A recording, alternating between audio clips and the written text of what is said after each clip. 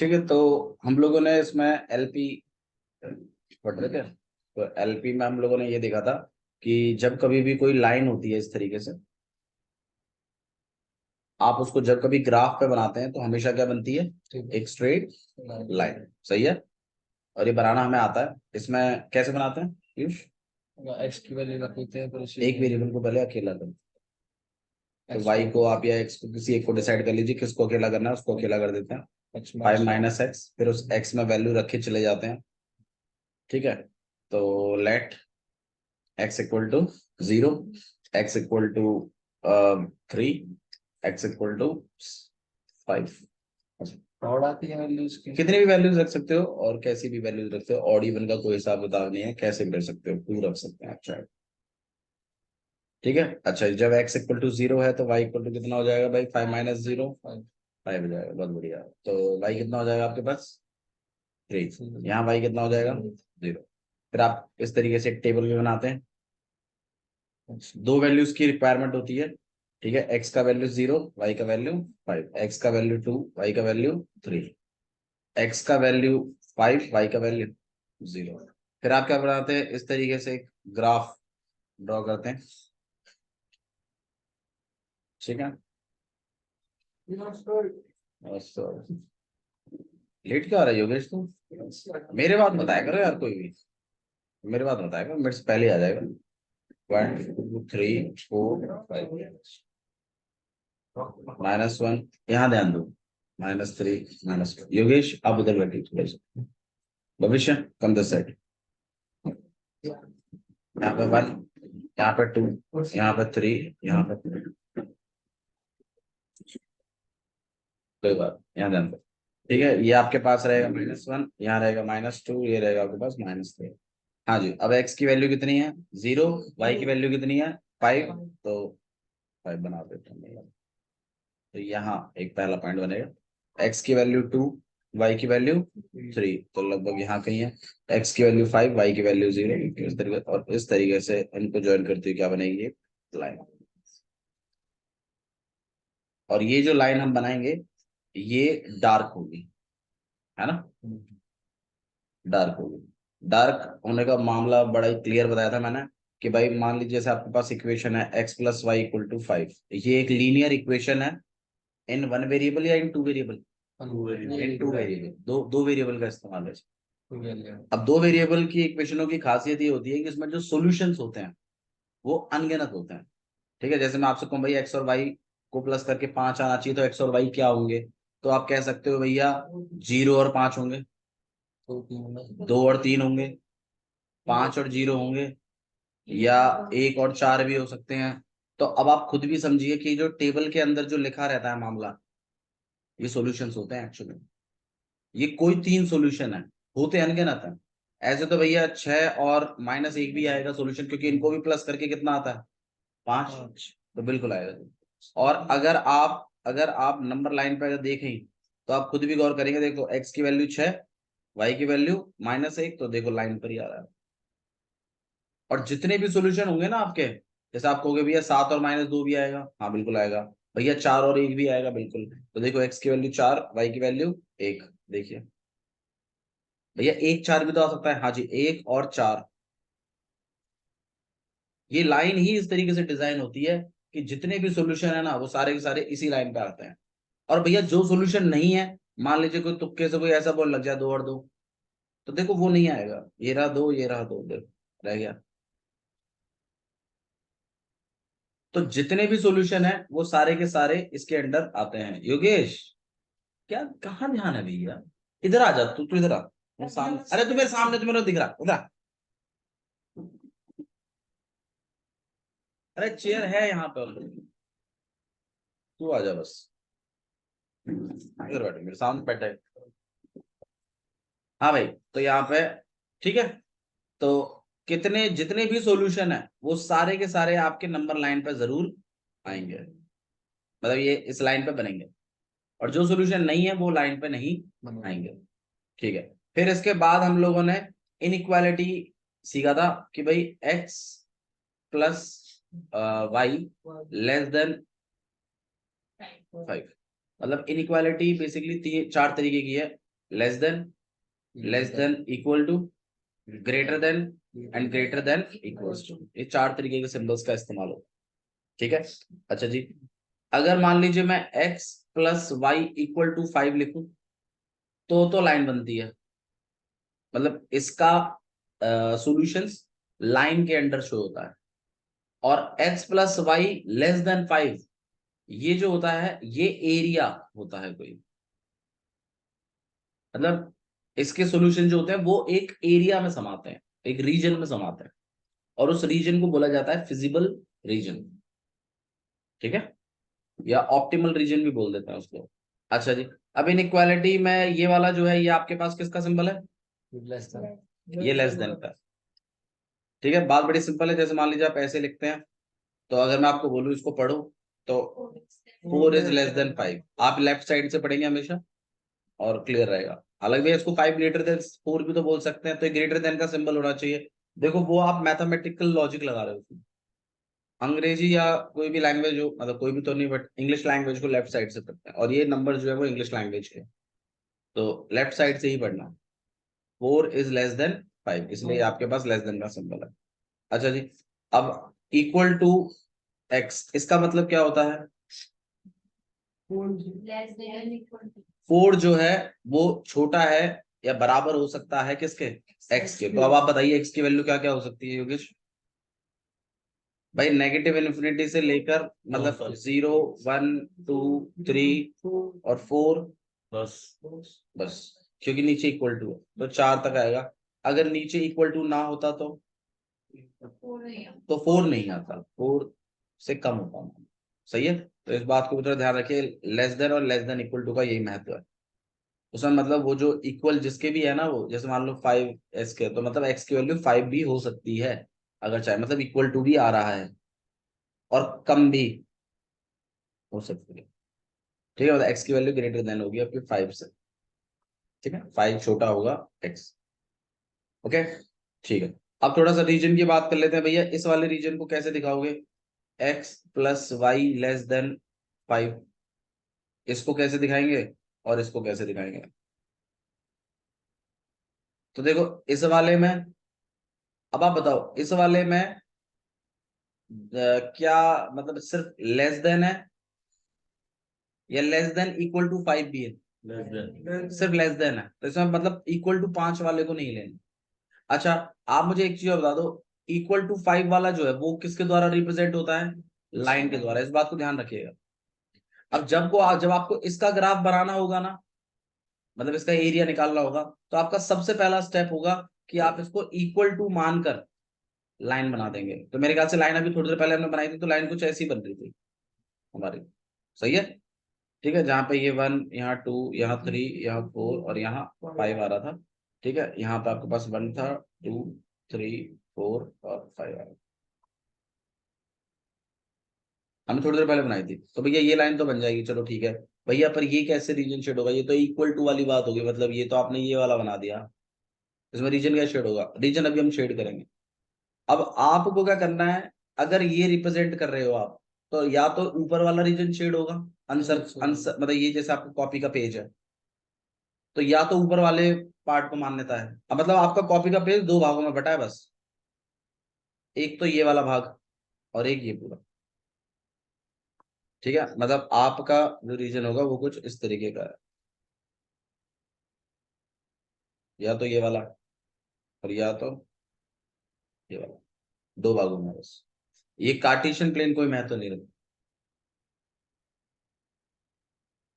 ठीक है, 2 पार्ट्स में, तो या तो इस लाइन से ऊपर का रीजन शेड है, या तो इस लाइन से नीचे का रीजन शेड।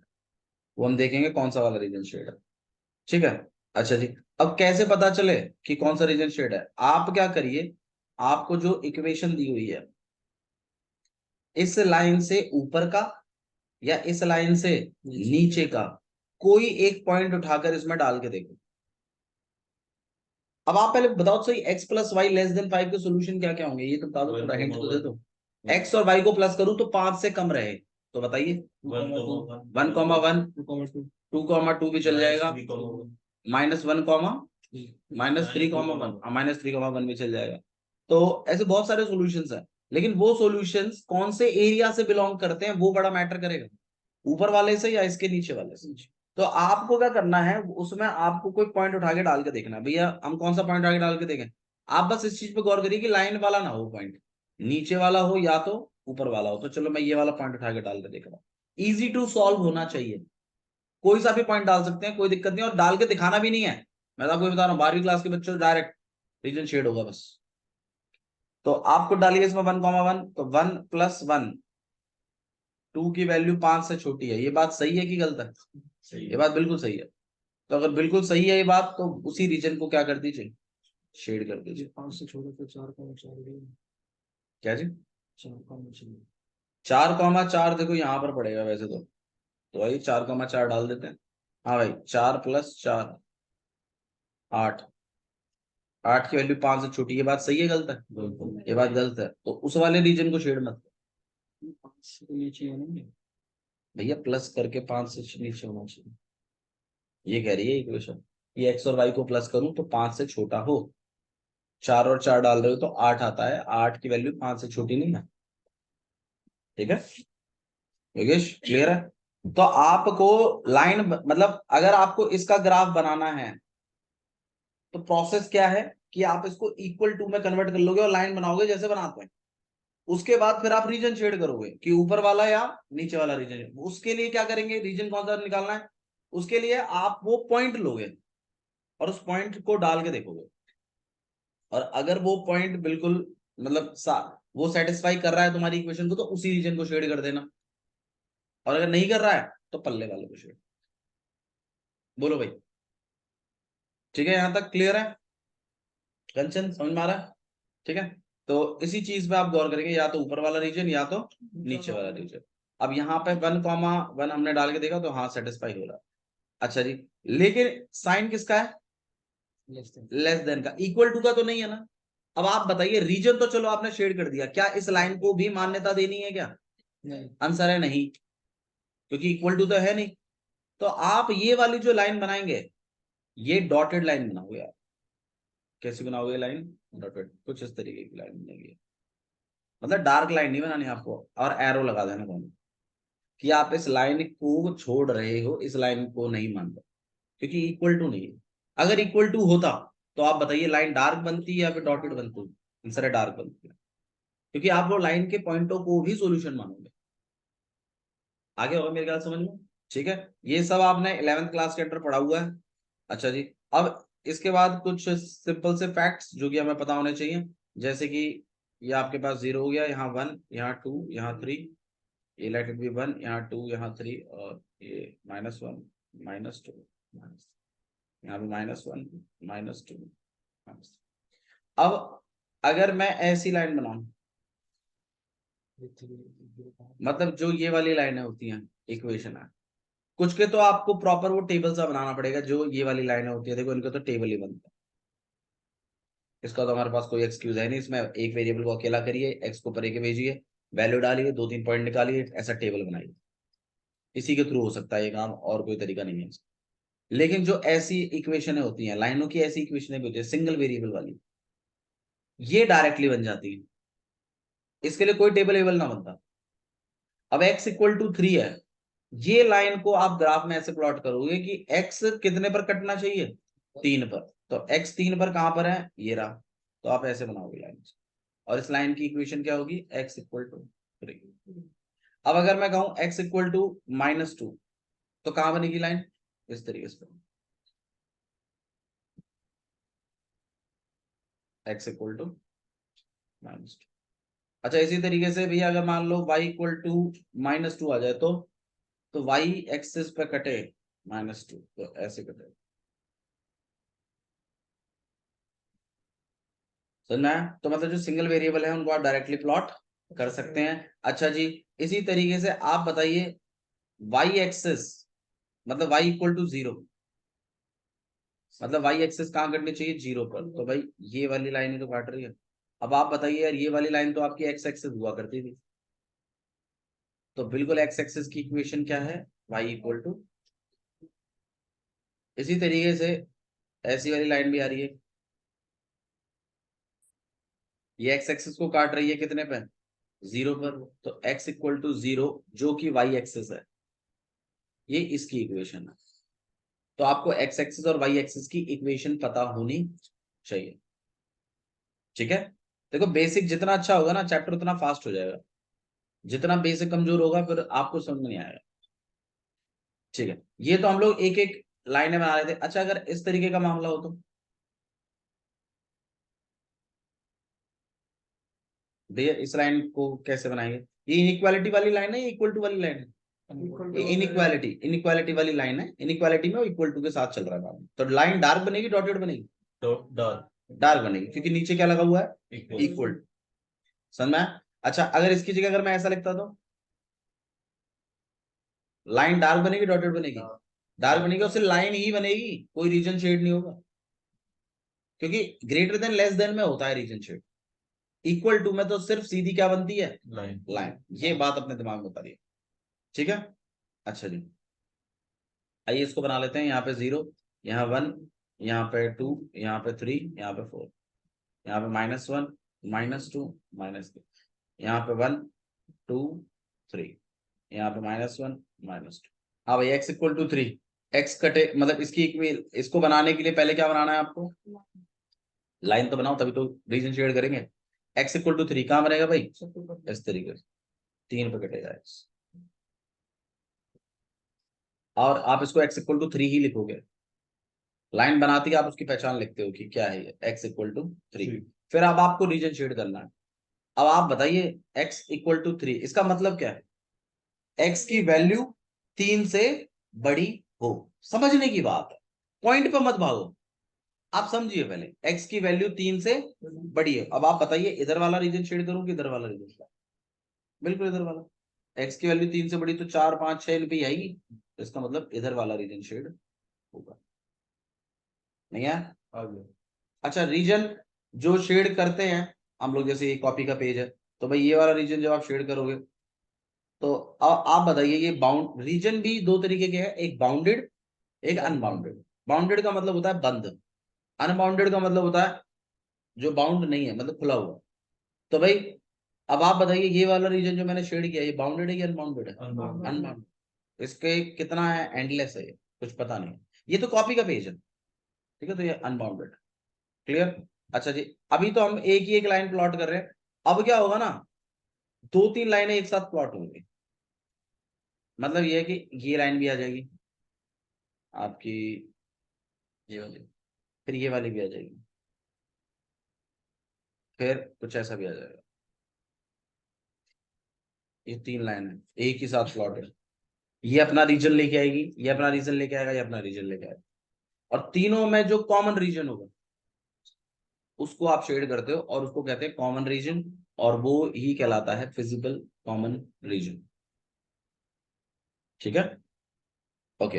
अब आप बताइए x plus y equal to 5, ये वाला मामला पहले मेरे ख्याल से इक्वल, पहले तो इसको इक्वल टू में कन्वर्ट करना है, राइट? और वो लाइन मेरे ख्याल से अभी तो आपने थोड़ी देर पहले बनाई थी तो ऐसे बन रही थी। ठीक है, अच्छा जी, अब इसका रीजन ऊपर का शेड होगा कि नीचे का शेड होगा, उस पर हम बात कर लेते हैं। आप खुद थोड़ी समझदारी दिखाओ, एक्स और वाई को प्लस करके 5 से ऊपर ना जाए। अब अगर यहां प्लॉट करोगे तो ये सारे पॉजिटिव के नंबर्स आते हैं इधर, तो बताइए ये वाला रीजन शेड होगा इधर वाला होगा? नीचे वाला। अगर आपको, अच्छा बहुत सारे टीचर कहते हैं 0 0 डाल के देख लिया करो, बिल्कुल 0 0 इजी टू कैलकुलेट है, पर हर बार 0 0 डलेगा ऐसा भी कुछ नहीं है। मान लो कल को आपकी लाइन 0 0 से पास होगी, फिर डाल लो आप 0 0, नहीं बता पाओगे। तो बात हर बार फिक्स मत करो कि 0 0 0 0 तब तक सही है जब तक वो लाइन ओरिजिन से पास नहीं कर रही, लेकिन अगर ओरिजिन से पास कर रही है तब 0 0 दुविधा दे जाएगा। बहुत सारे टीचर मना करते हैं 0 0 के लिए, मैं ऐसा भी नहीं कह रहा आपको, ठीक है, कि 0 0 मत लगाओ भाई, सिंपल सा लॉ, अब समझ लो ना बात लॉजिक की क्या है। लाइन पे नहीं होना चाहिए पॉइंट, अगर लाइन से है तो 0 0 मत लगाइए। अब आप बताओ 0 0 लगाओ इसमें कि नहीं लगाओ? बिल्कुल लगाओ 0 0, देखो यहाँ पर 0 0, 0 प्लस 0 0, 0 की वैल्यू 5 है, छोटी बात, सही है गलत है? बात बिल्कुल सही है। तो रीजन कहाँ का शेड होगा? नीचे का। अच्छा जी, x इक्वल टू 3, भाई चलो यहाँ पर 1, यहाँ पर 2, यहाँ पे 3, 4 और 5। हाँ भाई, x इक्वल टू 3, ये यहाँ पर इस तरीके से होगा मामला। हाँ भाई बताइए रीजन कहाँ का शेड होगा? राइट का, लेफ्ट का? राइट का। राइट का, कुछ इस तरीके से। अब y equal to 2, let it भी, मैं तो कह रहा हूं यहां से जा रहा है। हाँ भाई, रीजन ऊपर का। अब आप बताइए कोई कॉमन रीजन दिख रहा है? कौन सा? कहाँ है कॉमन रीजन? ये कह रहा है इधर का रीजन शेड करो, ये कह रहा है ऊपर का रीजन शेड करो, ये लाइन कह रही है नीचे का रीजन शेड करो। कॉमन का है। तो कभी कभी ऐसा भी होगा कि कोई रीजन नहीं आएगा, और ऐसे केस में नो सोल्यूशन होता, वो सोल्यूशन नहीं निकल पा रहा भाई। सारी इक्वेशन सेटिस्फाई हो जाए, ऐसा कोई रीजन निकला ही नहीं, क्या करते निकलता, तो उस रीजन के पॉइंट ही इन तीनों इक्वेशनों के क्या कहलाते हैं? सॉल्यूशंस। अच्छा भैया हर बार मतलब ऐसा ही होगा? नहीं नहीं, कभी कभी निकलेगा भी। फॉर एग्जाम्पल देख लीजिए, जैसे ये मतलब ये वाली जो लाइन हमने बनाई है, ये लाइन अगर थोड़ी सी ऐसे होती कुछ, मतलब ये लाइन हल्की सी रिलेटेड भी यहाँ होती कहीं, और आपका मामला कुछ यहाँ होता है ऐसा, तो ये कह रहा था ऊपर का रीजन, ये कह रहा था इधर का रीजन, ये कह रहा था नीचे का रीजन। तो आप बताइए ये वाला जो रीजन, ये कॉमन रीजन शेड है। अब आप बताइए ये जो कॉमन रीजन शेड किया आपने, ये बाउंडेड है कि अनबाउंडेड है? बाउंडेड। बाउंडेड। कभी कभी अनबाउंडेड भी होंगे। फॉर एग्जाम्पल जैसे मान लो ये आपके पास ऐसा होता, तो ये रीजन ऊपर का शेड करवाता, ये इधर का करवाता, ये लाइन भी ऊपर का करवाई, ये भी। तो अब आप बताइए ये वाला रीजन कैसा होता? अनबाउंडेड। तो रीजन बाउंडेड भी हो सकते हैं, रीजन अनबाउंडेड भी हो सकते हैं। ठीक है, एलपी की बात करते हैं। देखो आइए एलपी चैप्टर को स्टार्ट करते हैं हल्का सा। एलपी चैप्टर में जो होगा, एक तो होते हैं एसटीसी, सब्जेक्ट टू कॉन्स्टेंट्स, एक होते हैं ऑब्जेक्टिव फंक्शन। ऑब्जेक्टिव फंक्शन है बड़ा सिंपल सा चीज, दो ही है, ज्यादा समझने वाली बात इसमें कुछ है नहीं। ऑब्जेक्टिव फंक्शन होता है, एक होता है एसटीसी। ऑब्जेक्टिव फंक्शन क्या होता है? ऑब्जेक्टिव, अच्छा ऑब्जेक्टिव मतलब क्या होता है? एम। ऑब्जेक्टिव फंक्शन का मतलब क्या है? एम। ऑब्जेक्टिव का मतलब होता है एम। तो आपका बेसिकली इसमें ना कुछ एम होगा। अब एम क्या होगा, मैं आपको थोड़ी सी ना एलपी का ना मतलब वो समझा रहा हूँ कि कहाँ लगता है एलपी, पहले आप वो सुन लो। फॉर एग्जाम्पल जैसे मान लो आप देखो सब्जी मंडी में गए सब्जी खरीदने के लिए, ठीक है। अब आप लोग जब गए, तो वहां पर जाके थोड़ा सा पता चला, चल सब्जी मंडी छोड़ो तुम, चलो सब्जी मंडी, तुम मान लो सब्जी मंडी गए, और तुम्हें वहां जाके पता चल रहा है कि यार मतलब रेट जो है ना चीजों के अलग अलग चल रहे हैं। अब कुछ सब्जियां ऐसी होती है जो कॉमन होती हैं, मतलब उनके बिना तो कोई सब्जी बन ही नहीं सकती, जैसे कि आलू, टमाटर, ये बड़े फ्रीक्वेंट है, ये आपको तो लेके ही आना है। चाहे ये 200 किलो भी हो जाएगा ना कल को, तो भी जनता खरीदेगी, क्योंकि इसके बिना सब्जी बनाने की भी सीखी नहीं। जैसे पेट्रोल है, भाई पेट्रोल का मामला क्या है कि पेट्रोल चाहे कितना ही महंगा हो जाए इस देश में, गाड़ियां चलेंगी, पेट्रोल डलेगा। नहीं, इलेक्ट्रिक बेशक हो जाए, बट अभी इतना सक्सेसफुल नहीं है इलेक्ट्रिक, हालांकि in future, future is electric, right. ठीक है, बट अभी फिलहाल के लिए इतना नहीं है। तो इंडिया में अभी फिलहाल के लिए पेट्रोल भी है, और जिन देशों में इलेक्ट्रिक चल रही है ना, अब ये मत सोचना कि वहां पेट्रोल नहीं बिकता, इस बात को अपने दिमाग से निकाल दो। फुल्ली इलेक्ट्रिक कोई ना चला रहा, तो पेट्रोल कंजम्पशन कभी खत्म ही नहीं होगा, चाहे ये 1000 लीटर भी हो जाएगा ना, तो भी बिकेगा। बिक रहा है पाकिस्तान में, देखो इन क्या बात कर रहे हो, बिक रहा है क्यों नहीं बिक रहा? अच्छा जी, हाँ जी, तो हाँ, बट ये जो फालतू फंड की जो हवाबाजी है ना घूमने घामने की, ये थोड़ी सी कम हो जाएगी। बापू देगा नहीं इतनी जल्दी से भाई, कुछ साले फूक देगा, 1000 रुपए का हो गया। तो ये थोड़ी सी हाँ ये इन पर रुक जाएगी मान लो। चलो ऑब्जेक्टिव फंक्शन की बात करें हम लोग। ऑब्जेक्टिव फंक्शन का मतलब होता है मेन फंक्शन। हाँ, तो हम लोग जब मैं ये कह रहा था कि जब सब्जी मंडी गए, तो अब क्या है ना, रेस्ट्रिक्शंस लगे हुए हैं। फॉर एग्जाम्पल जैसे मान लो अब टमाटर बहुत महंगा है, तो भाई कोई 100 किलो थोड़ी ले आएंगे टमाटर, भाई ठीक है। अब भाई घर का कंजम्पशन हम कम से कम करने की कोशिश करें, कोई चीज ज्यादा महंगी है हम उसको ज्यादा खरीदते नहीं है। ये रेस्ट्रिक्शंस लगाए हुए हैं आपके ऊपर। रियल वर्ल्ड से कनेक्ट करके देखो, आप केस स्टडी सॉल्व करनी है आप, समझो। ठीक है, तो जो रेस्ट्रिक्शंस है ना, वो सारे के सारे किसके अंडर जाएंगे? एसटीसी। एसटीसी का मतलब होता है सब्जेक्ट टू कॉन्स्टेंट्स। अब यहाँ पे कॉन्स्टेंट्स क्या है? कॉन्स्टेंट आपके अल्फाबेट्स होंगे एक्स और वाई। ये एक्स और वाई पे ना रेस्ट्रिक्शन लगेगी, मतलब वो इनसे ना इक्वेशन बनाएंगे कि जी टमाटर और आलू मिलाकर 5 किलो से ऊपर नहीं खरीदना है। या टमाटर और आलू मिलाकर 5 किलो से ऊपर ही खरीदना है, क्योंकि कल मेहमान आ रहे हैं बहुत बढ़िया। 5 किलो से कम मत लाना बेटा, ऊपर ही लाना। 7 किलो है, 10 किलो है, तेरी मर्जी। फिर वो कहते हैं अच्छा टमाटर और आलू नेगेटिव नहीं होंगे। हाँ, ये भी तो एक रेस्ट्रिक्शन है भाई। टमाटर आलू नेगेटिव थोड़ी हो सकते हैं भाई। -3 लाया पापा जी, -3 किलो। क्या करे भैया, पैसा फेंक गया उसके मुंह पे, लाए भी नहीं। तो ऐसा कुछ नहीं होगा। एसटीसीज आपके कभी भी मतलब कॉन्स्टेंट्स आपके कभी भी नेगेटिव नहीं होंगे। तो ये भी एक रेस्ट्रिक्शन है।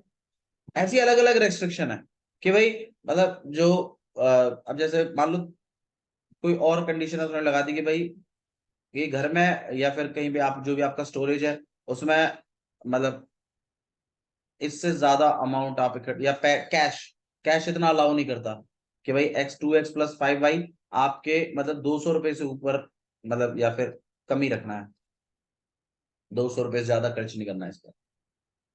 तो अलग अलग कंडीशंस है, अलग अलग रेस्ट्रिक्शंस है। जैसे मान लो ये जो टेबल और चेयर वाले जो होते हैं जो रखते हैं अपने पास स्टॉक, तो बोलते हैं ना कि हाँ भाई हिसाब क्या है, टेबल है कम बिकती है, चेयरें ज्यादा बिकती हैं, तो जी दुगना शेयर खरीदो और ये रखो, और इनकी कैपेसिटी जो है ये 50 से ज्यादा मतलब 50 से ऊपर ही रखो मामला, क्योंकि आजकल बड़ी बिक रही है। तो अलग अलग कंडीशन है, सब अपना अलग अलग हिसाब किताब है। अब ये सारी कंडीशन फॉलो करते हुए भी आपका जो मतलब मेन ऑब्जेक्टिव क्या होगा बताओ, कि आपका जो प्रॉफिट हो वो मैक्सिमम हो।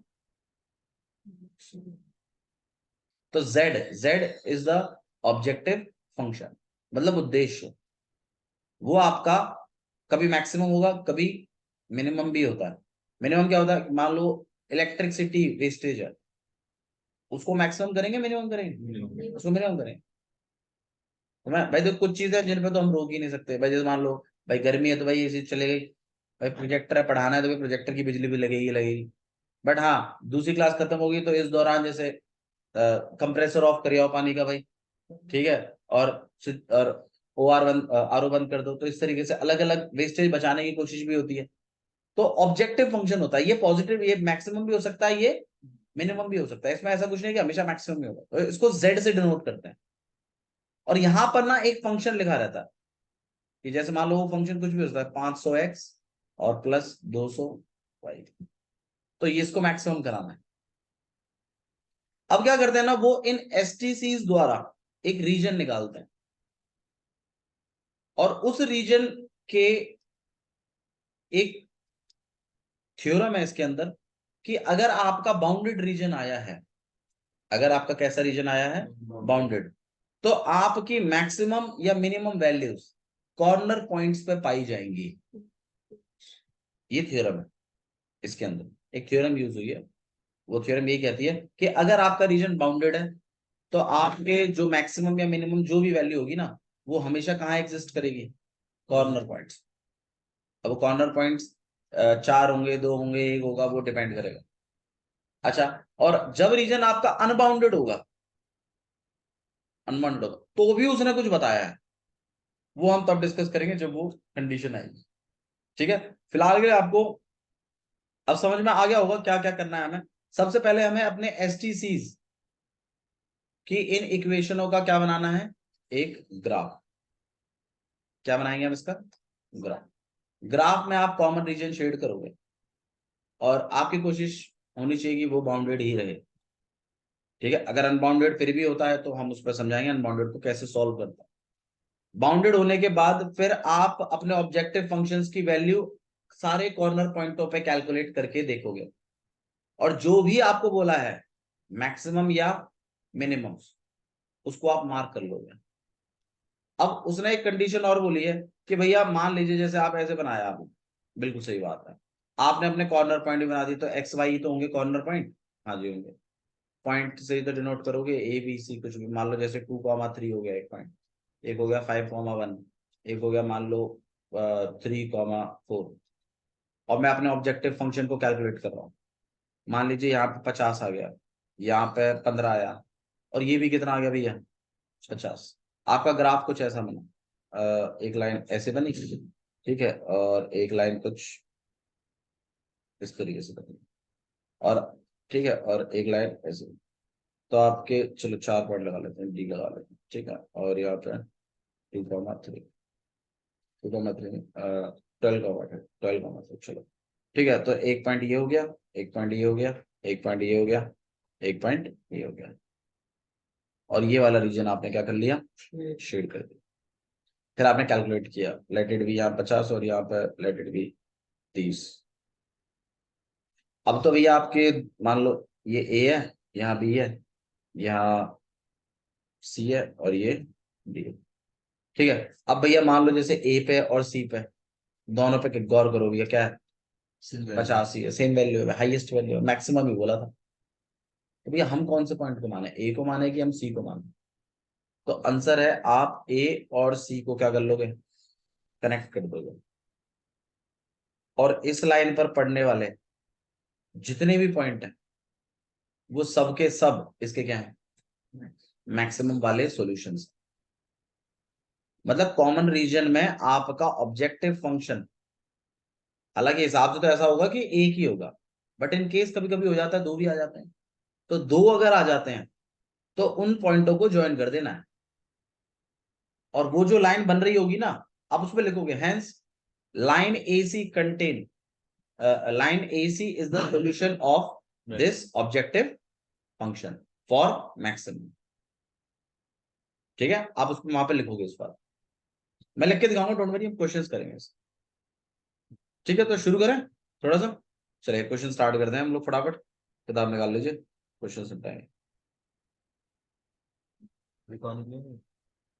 यार पानी यार पहले भी यार, कौन सा सूत्र सर?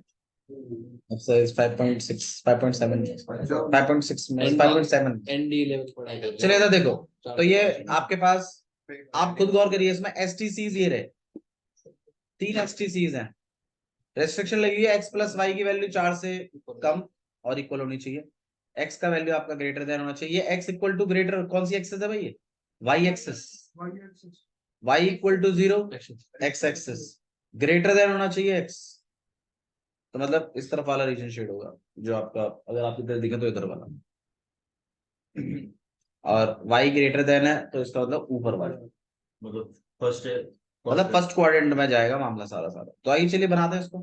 तो सॉल्यूशन जब आप इसका करेंगे तो आपके ये जो x प्लस वाई है इसको तो पहले लाइन ही बनानी पड़ेगी। तो x plus y equals to 4। अच्छा, इसका जब वो बनेगा तो डॉटेड बनेगा, कैसा बनेगा, डार्क बनेगा, क्योंकि नीचे क्या लगा हुआ है, इक्वल टू। बात पे गौर करिए प्लीज। हाँ ठीक है, तो आइए इसमें क्या कैसे करते हैं हम। अच्छा डायरेक्ट टेबल ही बना लेते हैं इसका, तो मेरे ख्याल से, क्योंकि इतने, हाँ भाई, x की वैल्यू 0, y की वैल्यू 4, x की वैल्यू 4, y की वैल्यू 0। ठीक है, आपके टीचरों का पढ़ाया हुआ गुरु मंत्र। सौ गुरु में धवा बता दो। एक कुछ ना, एक बार x को 0 रख दे, एक बार y को 0 रख दे, ऐसा कहते हैं सारे टीचर्स। चलो मैं नहीं कहता इस बात को लेकर, मैं तो कहता हूँ कि बच्चों की इंटेलिजेंस पे क्यों डाउट कर रहा है, they know which value they are suppose to put. By 12th non med अगर कोई कर रहा है, इतना फुद्दू मत समझो उसको। ठीक है, यहाँ पे 1 है, ये 2 है, यहाँ पे 3 है, और ये 4 है। ठीक है, यहाँ पे -1, यहाँ -2, थोड़ा सा प्लेट कर लेते हैं, -1 यहाँ -2, थोड़ा नेगेटिव में भी कर लिया करो वैल्यूज को। ठीक है, तो x की 0, y इक्वल्स टू 4 यहाँ होगा, और एक यहाँ होगा, और इन दोनों को पास करती हुई क्या बनेगी, एक लाइन, और वो लाइन डार्क होगी। अब इसका ऊपर का रीजन शेड होगा कि नीचे का, कलाकारी सूझ रही होगी, है ना। यहाँ ध्यान दे ले तू। नीचे से हाँ भाई, इसमें फटाफट हम वैल्यू डाल रहे हैं, 0 0 डाल दीजिएगा, 0 + 0 0 0 की वैल्यू 4 से छोटी, बात बिल्कुल सही है, तो नीचे का रीजन शेड होगा। ठीक है, अच्छा जी, x ग्रेटर देन 0, कौन सी एक्सेस है ये, y एक्सेस, इसकी value greater than 0, greater than 0 मतलब इस तरफ, सही है ना। तो ये कह रहा है इधर का रीजन, ये कह रहा है नीचे का रीजन, और ये कह रहा है ऊपर का रीजन। तो भाई जो आपका कॉमन रीजन है वो ये वाला है। अब इसको ऐसा शेड करने की जरूरत नहीं है, आप इसमें ऐसी हल्की हल्की सी लाइन सी बना दीजिएगा, मामला बन जाएगा। कॉर्नर पॉइंट्स बना लीजिए, यहाँ पर ए, ये ओ, और ये बी। अच्छा, अब यहाँ पर आपको इन कॉर्नर पॉइंट्स के कोऑर्डिनेट खुद लिखने हैं। हाँ भाई, कौन सा है ये, 0,4, ये कौन सा है 0,4 4,0, ये है 0,0। इसको बनाने के बाद आपने कॉर्नर पॉइंट्स पकड़ लिए। अच्छा बाउंडेड है अनबाउंडेड है? बाउंडेड बाउंडेड है। फिर आप इस तरीके से टेबल प्रिपेयर करोगे। लास्ट में यहाँ पर आपके पास पॉइंट्स होंगे, उनके कोऑर्डिनेट्स, ठीक है। यहाँ पर जैसे आपके पास ए हो गया, ओ हो गया, यहाँ बी हो गया। ए का क्या है 0,4, ये क्या है 0,0, ये कितना है 4,0। फिर आप यहाँ पे ऑब्जेक्टिव फंक्शन लिखोगे। ऑब्जेक्टिव फंक्शन क्या है भाई आपका 3x + 4y, मैक्सिमाइज करना है। तो आप यहाँ पे z मैक्स लिख देना पहले, 3x + 4y। फिर आप इसमें वैल्यू डालोगे। अब देखो 12वीं क्लास के हो तो कहीं दिखाना मत इस चीज को, डायरेक्ट समझ जाओ। x0 तो 3x 0 हो गया, 4 4 16, तो यहाँ 16 दिखाना पड़ जाए तो ठीक है लिख देना साइड। इसमें तो सब 0 हो जाएगा और इसमें 12 है। तो आप ही बता दीजिए मैक्सिमम कितना है। तो ये जो पॉइंट है ये आपके मैक्सिमम मतलब 16 नहीं लिखना है, इन कोऑर्डिनेटों को चाहिए मुझे कि x और y क्या हो मेरे। तो x और y क्या हो मेरे 0,4, मतलब x तो 0 खरीदो और y कितना खरीदो 4 खरीदो, तो आपका जो ऑब्जेक्टिव फंक्शन है ना वो मैक्सिमम आंसर देगा। ये है इसका, ठीक है। तो ये जो 0,4 है इसको कहते हैं ऑप्टिमल सॉल्यूशन। ऑप्टिमल सॉल्यूशन इसको कहते हैं फिजिबल रीजन। ये रीजन है, एरिया है। ये जो है 0,4 ये ऑप्टिमल सॉल्यूशन। ऑप्टिमल का मतलब होता है लायक, लायक सॉल्यूशन। आया समझ में? कुछ इस तरीके से आपको फिर लास्ट में हेंस करके लिख देना। Hence x = 0 and y = 4 gives